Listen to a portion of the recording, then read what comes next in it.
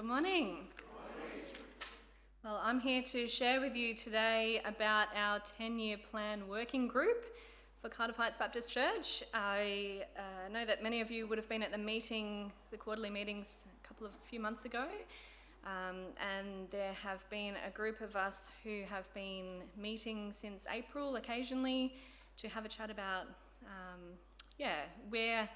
where our church has come from in the past, where we are now, and where we would like to see the church going in the future. We're particularly looking at Cardiff Heights Baptist Church, and we're looking both at ministering to our existing congregation and also looking at how we can best encourage people who haven't yet come to faith in Jesus to learn more about him and to come along and find out so that they can also follow Jesus. So I've been very privileged to be invited to be part of that group. We have Pastor Glen, Lindsay, Bob, who will be preaching this morning, Evelyn and Alina and myself. One of the things that we did was we have recently asked people about their pathways to faith.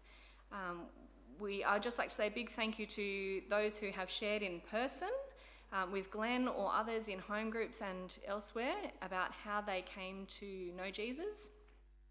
And also, I'm here to talk to you this morning about the survey that was recently conducted in June. So again, massive thank you to those who have participated in that survey. We had 48 responses, and we had responses to 3 questions. Up on the screen, you will see the options that people could select for the question which, I can't remember the exact wording, but it was something along the lines of, these are some of the common factors that people have described in terms of their pathway to faith. So please tick any that apply to your journey, so that are relevant for you. So this survey was conducted in June. As I said, probably a lot of you have completed this survey, so you may have heads up on this little quiz that I'm about to give you. But we have had responses, and what I would like to ask is for some audience participation, for you guys to have a guess about what you think, hands up, and there may be a reward involved. If you're not inclined to accept chocolate, it is individually wrapped, but if you're not inclined to accept it, please feel free to give it to me or to the person who's handing out the chocolate. So Micah, he's just put hand sanitizer on and he hasn't breathed all over the chocolate. So thank you. Come on up. Excellent. You can, if you just pop down the bottom, because you're going to have to run along and give the chocolates to people that have the right answer. So the question is, who can guess one of the top 4 responses for all 48 people? We had, I think the top response, there were about 35 people who put this one as being important to them in their pathway to faith. Yes, Jenny? Being invited to attend something. Oh, that wasn't one of the top 4, but it was number 6, so you can have a chocolate. We like to encourage this. Who else thinks that they can guess? Yep, James, what do you think? Not that keen on a chocolate. Who else thinks that they know what might be? Yep, Stephen? Excellent. Yes, faith role models. Chocolate for that gentleman up the back. That was number 3. So a lot of people, and we are going to talk about that again in a second. So that was one of the important things that a lot of people... Yes, Beth?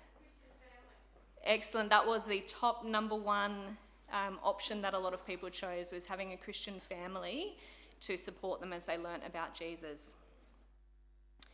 Also, interestingly, with the Christian family, one of the other things that we looked at, the other 2 questions were what age you were. Sorry, I'm coming to you in a second.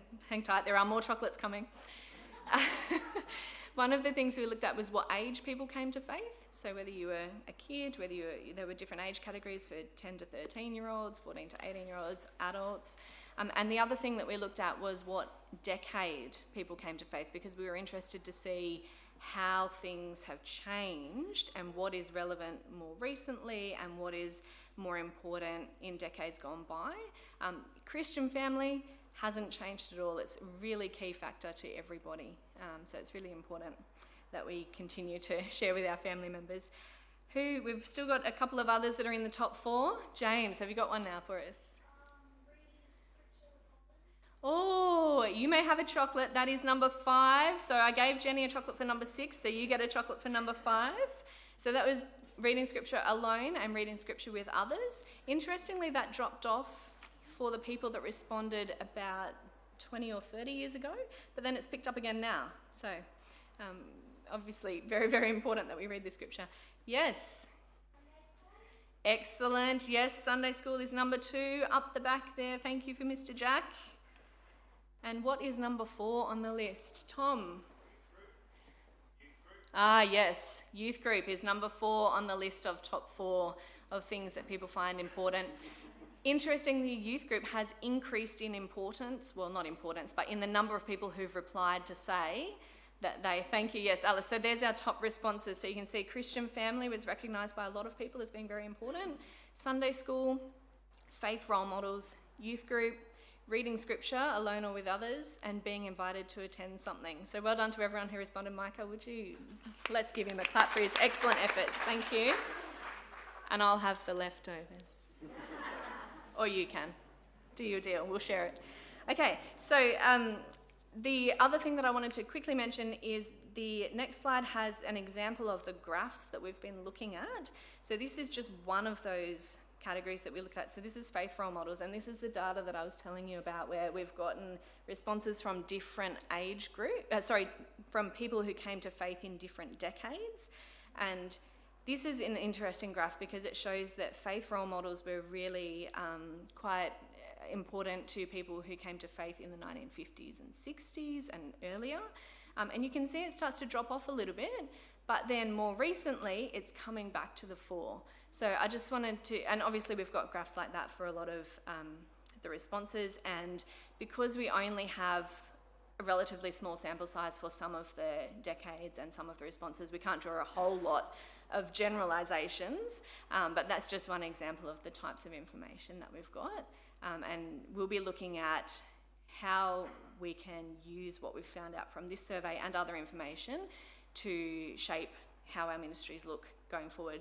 And just on the last slide, thanks Alice. So yes, our team is very excited about, and we've had some great discussions about the future for CHBC.